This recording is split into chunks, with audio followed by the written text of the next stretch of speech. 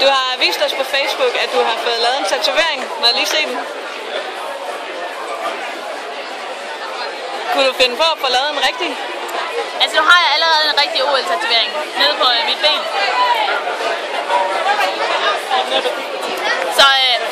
Så jeg har ringen, så jeg kunne ikke finde på at få lavet den, jeg har lavet på maven.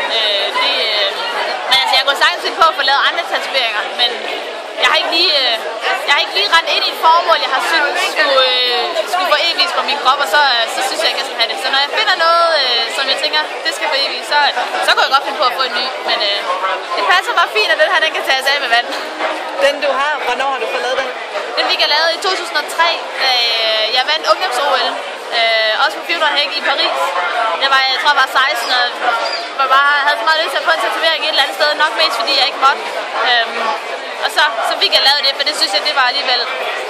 Det ville jeg godt have på min krop resten af livet. Skal du tage lavet en mere? Nej.